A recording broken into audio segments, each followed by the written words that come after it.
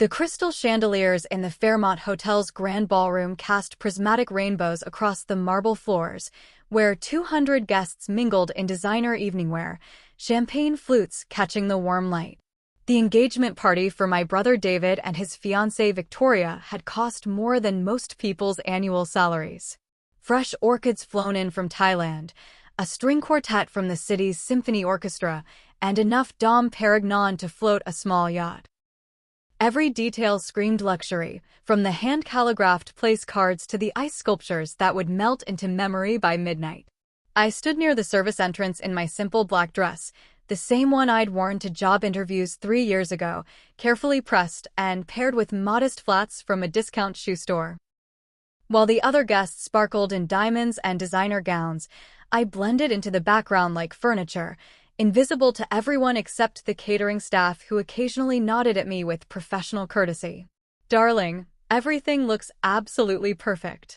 I heard my mother's voice carrying across the ballroom as she air-kissed Victoria's mother, both women resplendent in their evening finery. Mom wore her newest Valentino gown, the one she'd bought specifically for tonight's celebration, while her 3-carat diamond earrings caught the light with every animated gesture. "We're so thrilled to welcome Victoria into our family. David has such wonderful taste." Dad stood nearby in his custom-tailored tuxedo, his Patek Philippe watch glinting as he gestured toward the bar setup. "Only the finest for our boy," he boomed to a group of his business associates. "Nothing's too good for David's special day. He's always been our star."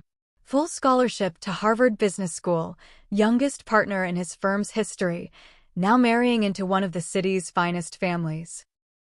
The pride in his voice was unmistakable, the same tone he'd used at David's graduation, his promotion celebration, his apartment warming party in the penthouse downtown.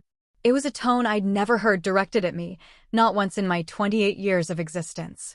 David himself stood at the center of the ballroom like a peacock displaying his plumage. His arm wrapped possessively around Victoria's waist as he regaled their guests with stories of their romantic getaway to the Maldives and their upcoming wedding at Martha's Vineyard. His custom Tom Ford tuxedo probably cost more than I spent on rent for 3 months, and his confidence radiated outward like heat from a bonfire. "The wedding's going to be absolutely magical," Victoria gushed to her sorority sisters, her engagement ring, a 5-carat emerald-cut diamond surrounded by smaller stones, catching the chandelier light as she gestured. David spared no expense. "We've booked the entire resort for the weekend, flying in guests from around the world. It's going to be featured in Town and Country magazine."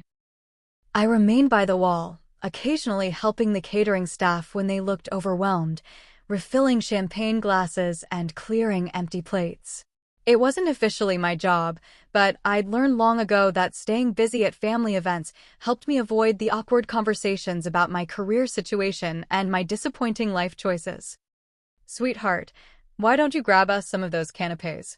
Mom called to me across the room, pointing toward the past appetizers with the casual expectation of someone addressing hired help.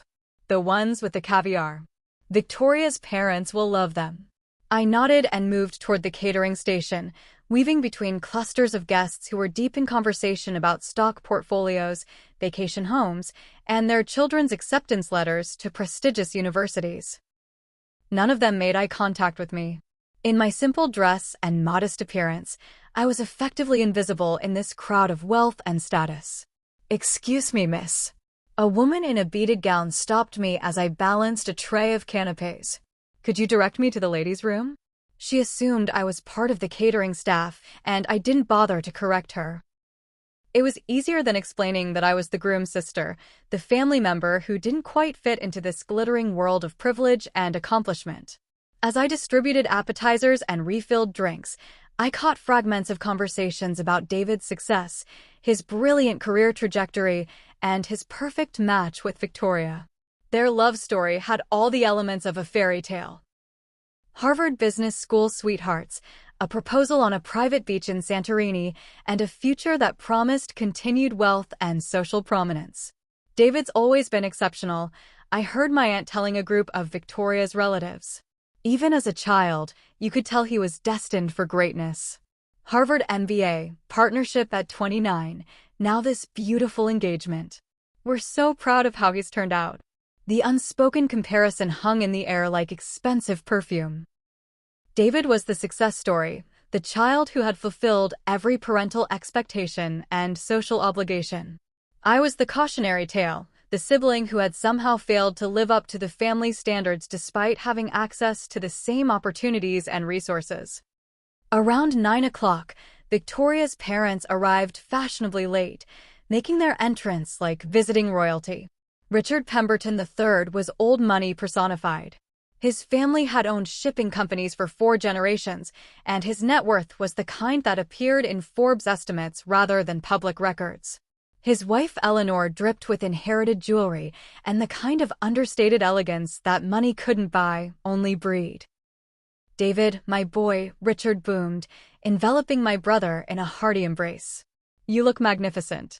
This whole affair is absolutely first class. Your parents have outdone themselves. Thank you, sir, David replied with the practice charm he'd perfected in business school. We wanted tonight to be special for Victoria. She deserves nothing but the best. Eleanor kissed Victoria on both cheeks with the refined affection of someone raised in boarding schools and finishing academies. Darling, you look radiant. That dress is stunning. Is it Vera Wang? Custom Marchesa, Victoria replied with obvious pleasure. David insisted on flying us to New York to work with their design team personally. He said tonight had to be perfect. As the evening progressed, I continued my invisible service, refilling glasses and clearing plates while the celebration swirled around me like an elaborate dance I wasn't invited to join. The conversations grew louder and more animated as the champagne flowed, filled with laughter, congratulations, and increasingly elaborate toasts to the happy couple's future. Ladies and gentlemen, David called out around 10 o'clock, tapping his champagne flute with a silver spoon to get everyone's attention. If I could have your attention for just a moment. The ballroom gradually quieted as guests turned toward the center of the room where David stood with Victoria, both of them glowing with happiness and champagne. The string quartet ceased playing, leaving only the gentle hum of conversation and the soft clink of crystal glasses. Victoria, and I want to thank all of you for being here tonight, David began, his voice carrying easily across the marble floors and high ceilings. Your presence means the world to us as we celebrate this next chapter in our lives together. Applause rippled through the crowd, punctuated by enthusiastic cheers from David's college friends and Victoria's sorority sisters. I stood near the back of the room, holding an empty champagne tray, watching my brother bask in the adoration of 200 of the city's most influential people. I also want to take this opportunity to introduce Victoria's parents to some of our family members they haven't met yet, David continued, scanning the crowd until his eyes landed on me near the service station. A smile spread across his face, not the warm, genuine smile he reserved for people he respected, but the condescending smirk he'd perfected during our childhood whenever he was about to demonstrate his superiority. Victoria, Richard, Eleanor, he called out, gesturing for them to join him near where I stood. I'd like you to meet my sister, Sophia. The 3 of them approached with polite smiles, clearly expecting to meet another successful family member who would fit seamlessly into their world of privilege and accomplishment. Richard extended his hand with the confident charm of someone accustomed to making favorable impressions, while Eleanor appraised my appearance with the practiced eye of someone who could determine social status at a glance. Meet the family failure, David announced with theatrical flair, his voice loud enough to carry to the nearby guests who had gathered to witness this introduction. Sophia here has been exploring her options for the past few years, still trying to figure out what she wants to be when she grows up. Laughter erupted from the surrounding crowd, not malicious exactly, but the kind of amused chuckling that wealthy people reserve for stories about others' misfortunes. David's business school friends nodded knowingly, having heard similar stories about underachieving siblings who couldn't match their successful brother's accomplishments. Oh, David, Victoria laughed, swatting playfully at his arm. You're terrible. I'm sure Sophia is wonderful. But her tone suggested she was merely being polite, going through the social motions expected of someone in her position. Richard's handshake became noticeably less firm as he processed David's introduction, while Eleanor's smile grew more strained. They were clearly recalculating their assessment of the family dynamics, probably wondering how David had managed to excel so dramatically while his sister had apparently achieved so little.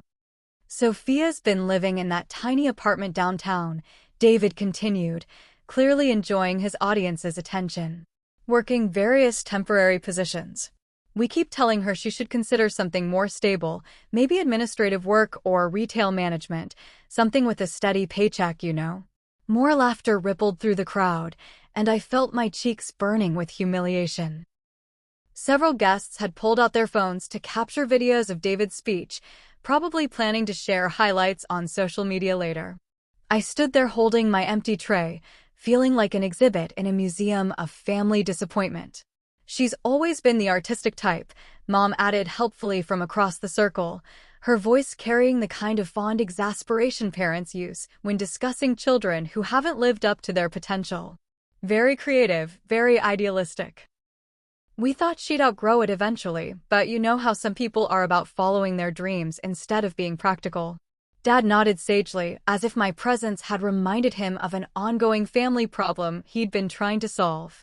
"We've offered to help her get settled in something more traditional, maybe accounting or human resources. David has connections at several firms that might be willing to give her a chance, despite her unconventional background." The condescension in their voices was suffocating. Here I was being discussed like a charity case in front of 200 of the city's elite, my own family painting me as an object of pity and disappointment. The catering staff, I noticed, had stopped their work to listen, probably grateful that someone else was providing the evening's entertainment. "Well," Eleanor said diplomatically, "everyone finds their path in their own time. I'm sure Sophia will discover what's right for her eventually." Her tone suggested she thought that discovery was long overdue and unlikely to involve anything particularly impressive. David was clearly enjoying himself, basking in the contrast between his own success and my apparent failure. This was his engagement party, his moment to shine, and he had effectively used me as a prop to make himself look even more accomplished by comparison. "The thing is," he continued, warming to his theme, "Sophia's always been convinced she's going to be special somehow. You know the type, big dreams, unrealistic expectations. Meanwhile, the rest of us are out here in the real world, building actual careers and contributing to society." Victoria's sorority sisters nodded sympathetically, clearly familiar with stories about family members who couldn't get their lives together. Several of David's business colleagues exchanged knowing looks, probably thinking about their own disappointing relatives who had failed to achieve professional success. "Maybe she'll figure it out eventually," Victoria said with the kind of charitable optimism that wealthy people display when discussing less fortunate individuals. "Some people are just late bloomers, I suppose." The phrase late bloomer hung in the air like a diagnosis. At 28, I was apparently still waiting for some kind of delayed maturation that would finally allow me to join the ranks of productive, successful adults like everyone else in this ballroom. "Sophia's always been a bit different," David explained to Richard and Eleanor, as if my eccentricity were a mild mental health condition that the family had learned to manage. "Marches to the beat of her own drum, you might say. Never quite understood the value of conventional success or financial stability." As the laughter and condescending comments continued to flow around me, I noticed Victoria pulling out her phone to check something. The conversation had shifted to wedding planning and honeymoon destinations, with David describing their plans for a month-long tour of Europe's most exclusive resorts. "We're thinking of starting in Monaco," Victoria said, scrolling through what appeared to be travel websites or social media feeds. "David knows people who can arrange private yacht charters," and she stopped mid-sentence, her eyes fixed on her phone screen with an expression of sudden confusion. The animated chatter around us continued, but Victoria had gone completely still, staring at whatever had appeared on her device. "What is it, darling?" Eleanor asked, noticing her daughter's distraction. "You look like you've seen a ghost." Victoria's eyes flicked from her phone screen to my face, then back to the screen, then to my face again. Her carefully applied makeup couldn't hide the fact that all color had drained from her cheeks. "Is this you?" she asked quietly, turning her phone screen toward me. "Is this you on Forbes?" The laughter that had been rippling through our circle stopped, as if someone had flipped a switch. David, who had been in the middle of describing their planned suite at the Hotel de Paris in Monte Carlo, fell silent mid-sentence. Richard and Eleanor leaned in to look at Victoria's phone. The guests who had gathered to witness my public humiliation suddenly focused their attention on the small screen that had somehow shifted the entire dynamic of the conversation. I looked at the phone screen and saw exactly what Victoria was seeing. The cover of that month's Forbes magazine featured a photograph of me in a sleek business suit, standing in front of floor-to-ceiling windows of a downtown corporate office. The headline read, "The Disruption Queen: How Sophia Martinez Built a $3.2 billion AI Empire in Secret." The silence stretched for what felt like hours, but was probably only seconds. Around us, the engagement party continued, the string quartet playing, champagne flowing, guests laughing and celebrating, but our little circle had become frozen in time, suspended in a moment of collective shock and disbelief. David started, then stopped, his voice cracking slightly. "That's not." Sophia Martinez, founder and CEO of Quantum Solutions, Victoria read aloud from her phone, her voice growing stronger as she processed the information. Age 28. Net worth estimated at $4.7 billion. Named to Forbes' list of America's most innovative entrepreneurs for revolutionary advances in artificial intelligence and quantum computing. More silence. I could see David's mind racing, trying to process information that contradicted everything he thought he knew about me, everything he had just told 200 guests about my failures and disappointments. Quantum Solutions went public 6 months ago. Victoria continued reading, with the largest IPO in tech sector history.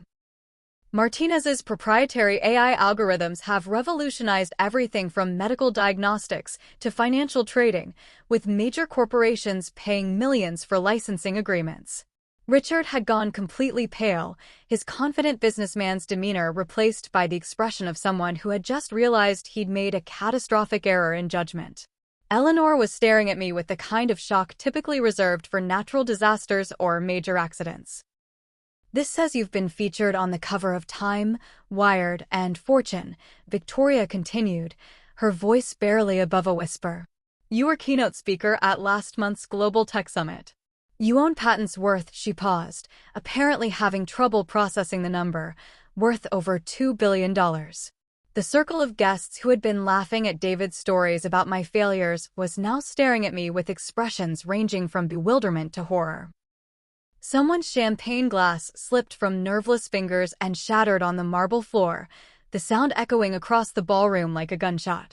"There's a whole article about your company's latest acquisition," Victoria said, still reading from her phone as if she couldn't quite believe what she was seeing. "You just bought MedTech Industries for $1.8 billion cash. It says here that you're planning to integrate their research facilities with your AI development programs." David's mouth was opening and closing like a fish out of water. His perfect composure, his confident superiority, his entire identity as the family's golden child was crumbling in real time as the truth of my actual life became undeniable. "Sophia," Richard said slowly, his voice carrying the kind of respect he typically reserved for heads of state or fellow billionaires, Is this accurate?" I looked around at the faces staring at me. Some shocked, some confused, some calculating the social and financial implications of what they had just learned. These were the same people who had been laughing at David's stories about my failures just minutes earlier. "Yes," I said simply. "It's accurate." The two words seemed to echo in the sudden quiet that had fallen over our section of the ballroom. Even the string quartet's music seemed muted, as if the universe itself was holding its breath to see what would happen next. "But..." Mom's voice came from somewhere behind me, weak and uncertain. "You live in that little apartment. You take the bus. I live simply by choice," I explained calmly. "The apartment is convenient to my downtown office. Public transportation is more efficient than sitting in traffic." Material displays have never interested me much. Dad appeared at my elbow, his face flushed with what I assumed was embarrassment. Sophia, why didn't you tell us? We had no idea you were. I tried, I said, my voice still calm despite the emotional storm building inside me. For 3 years, I tried to share what I was working on. Every family dinner, every holiday gathering, every phone call. You told me I was wasting my time with computer nonsense and that I needed to get serious about my future. The memory of those conversations hung in the air between us.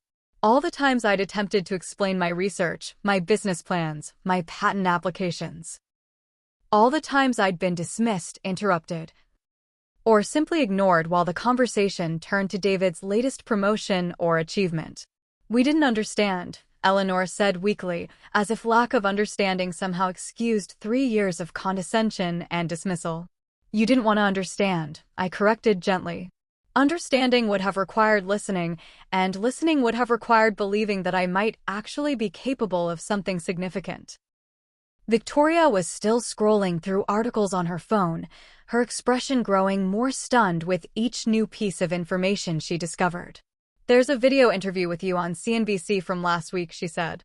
And another one with Bloomberg from last month. How did we miss all of this? Because you weren't looking, I said simply. You decided 3 years ago that I was the family failure, and once you made that decision, you stopped paying attention to anything that might contradict it. David finally found his voice, though it came out as barely more than a whisper. Forbes estimates your net worth at $4.7 billion? That's conservative, I replied. It doesn't include the value of my private holdings or the intellectual property portfolio that's not directly tied to quantum solutions. The actual number is probably closer to $6 billion, but I don't really track it that closely. $6 billion. The number seemed to ricochet around our circle like a pinball, bouncing off shocked faces and confused expressions. For reference, David's annual salary at his prestigious firm was probably around $300,000. Respectable by most standards, but a rounding error compared to what I'd built. Your quantum computing breakthrough, Richard said, clearly trying to process the technical implications alongside the financial ones. The articles say it could revolutionize everything from cybersecurity to pharmaceutical research. The engagement party continued around us, but our corner of the ballroom had become its own separate reality. Guests were starting to notice the commotion, pointing and whispering as word spread that something significant was happening near the Pemberton family's table. Sophia, Mom said, appearing beside Dad with tears starting to form in her eyes. We're so sorry. We had no idea. We're so proud of you. The words I'd wanted to hear for 3 years, finally spoken at the worst possible moment. Pride offered only after public humiliation had made it socially necessary. Love expressed only when silence was no longer an option. Are you? I asked quietly. Are you proud of what I've accomplished, or are you proud of what it means for the family's social status? The question hung in the air unanswered because we all knew the truth. If my net worth had been revealed as $50,000 instead of $6 billion, if my company had failed instead of succeeded, if my innovations had been ignored instead of revolutionizing entire industries, this conversation would not be happening. Both, Dad said finally, with the honesty of someone who had been caught in an indefensible position. I wish it were different, but both. Victoria's phone buzzed with notifications as news of her discovery spread through social media. People were taking pictures of the Forbes article, sharing screenshots of my company's stock price, posting videos of the moment when everything changed. There's going to be a lot of attention on this, she said, looking up from her screen with something approaching panic. People are already posting about it. This is going to be everywhere by tomorrow. She was right. By morning, the story would be viral. Billionaire tech CEO served drinks at brother's engagement party while family called her a failure. The optics were devastating, not just for David and my parents, but for the Pemberton family as well. They had just publicly humiliated someone who could buy and sell their shipping empire without affecting her quarterly budget. I should go, I said, setting down the empty champagne tray I'd been holding throughout this entire surreal conversation. Congratulations on your engagement, David. Victoria. I hope you'll be very happy together. Wait, David called out as I started to walk away. Sophia, we need to talk. We need to figure out how to handle this situation. I stopped and turned back to face him one last time. My brother, who had spent the entire evening using me as a prop in his performance of superiority, now looked smaller somehow, diminished by the revelation that everything he thought he knew about our family dynamics had been completely wrong. There's nothing to handle, I said. You introduced me exactly as you see me, the family failure. The fact that your perception doesn't match reality isn't my problem to solve. But people will think. He started, then stopped, probably realizing that what people would think was entirely accurate, that he had publicly humiliated a sister who had achieved more in 3 years than he would accomplish in his entire career. People will think what they think, I replied. I can't control that, and, honestly, I don't care anymore. I stopped caring about your opinion of me the day I realized that your approval was never actually available, regardless of what I achieved. As I walked toward the ballroom exit, I could hear the whispered conversations starting behind me. Guests who had witnessed the revelation were already pulling out their phones, searching for more information about quantum solutions and its mysterious founder. The engagement party would be remembered not for celebrating David and Victoria's future, but for the moment when everything everyone thought they knew turned out to be completely wrong. Outside the hotel, I called my driver, something I'd started doing 6 months ago when the constant media attention made public transportation complicated. As I waited for the car, I thought about the irony of the situation. I had spent 3 years trying to earn my family's respect through achievement, only to discover that respect offered after public humiliation felt hollow and meaningless. My phone buzzed with a text from my assistant. The CNBC interview got moved to tomorrow morning. They want to discuss the Forbes cover and the market reaction to your latest patent filings. Should I confirm? I typed back, confirm the interview. And please schedule a meeting with our legal team tomorrow afternoon. We may need to discuss some personal matters that could affect the company's public image. As my car pulled up to the hotel entrance, I realized that tonight had been a gift, though not the kind anyone had intended. For 3 years, I had carried the weight of my family's disappointment, wondering if maybe they were right about my choices and priorities. Now I knew with absolute certainty that their opinion of my worth had never been based on my actual accomplishments or potential. They hadn't seen my success because they hadn't wanted to see it. They had needed me to be the failure in order for David to be the star. My role in the family narrative had been predetermined, and no amount of achievement would have changed that dynamic until external forces made it impossible to maintain. The drive back to my apartment gave me time to process what had happened and what would happen next. By tomorrow, the story would be everywhere, dissected and analyzed by business journalists, social media commentators, and anyone who enjoyed watching privileged families implode in real time. David's engagement party, which was supposed to be his moment of triumph, would instead become a case study in how assumptions about success and failure can be completely divorced from reality. Victoria would have to decide whether she wanted to marry into a family that had just demonstrated such spectacular judgment failures in front of 200 influential witnesses. And I would continue building the future I'd been working toward for 3 years, but without the emotional burden of seeking approval from people who had never been capable of offering it authentically. My phone rang as the car pulled up to my building. The caller ID showed David's number. Hello, I answered. Sophia. His voice was strained, desperate. We need to talk. This whole thing tonight, it got out of hand. We can fix this. We're family. Are we? I asked quietly. Because for 3 years, I've been trying to figure out what family means to you. Tonight, I think I finally understand. It means we stick together, he said quickly. It means we support each other. It means we work through problems instead of walking away. Where was that philosophy when I was working 16-hour days to build my company? I asked. Where was that support when I was trying to share my excitement about breakthrough patents and revolutionary technology? Where was that family loyalty when you introduced me as the family failure to 200 people? Silence on the other end of the line. I know we made mistakes, he said finally. But we can fix this. We can make it right. Some things can't be fixed, David, I replied. Some damage is permanent. Tonight wasn't a mistake. It was the inevitable result of 3 years of choices you all made about how to treat me. So what happens now? He asked, and I could hear genuine fear in his voice. What happens to us? What happens to the family? I looked up at my building, the tiny apartment that David had mocked, which was actually a penthouse I'd bought for cash because I preferred privacy to ostentation. I don't know, I said honestly. I guess that depends on whether you're capable of change or if tonight was just damage control. Give us a chance, he pleaded. Give us a chance to show you that we can do better. I've been giving you chances for 3 years, I replied. Tonight was your chance to see me clearly without any agenda or ulterior motive. Instead, you chose to humiliate me in front of strangers for entertainment. That tells me everything I need to know about who you really are. I ended the call and rode the elevator to my penthouse, where floor-to-ceiling windows offered a panoramic view of the city's skyline.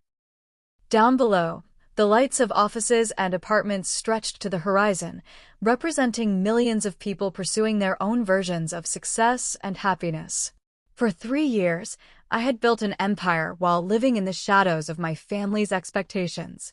Tomorrow, that would change. The Forbes cover had made my success impossible to ignore or dismiss, but it had also made something else clear. The approval I'd been seeking was never worth having in the first place.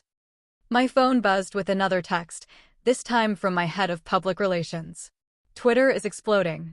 Hashtag engagement party reveal is trending. The stock is up 12% in after-hours trading. Should we issue a statement? I set the phone aside without responding and looked out at the city lights. Tomorrow would bring new challenges, new opportunities, and new questions about how to balance public success with private relationships. But tonight, for the first time in 3 years, I felt completely free from the weight of other people's opinions about my worth. The family failure had become a billionaire tech mogul, and the only thing that had really changed was everyone else's willingness to pay attention to what had been true all along.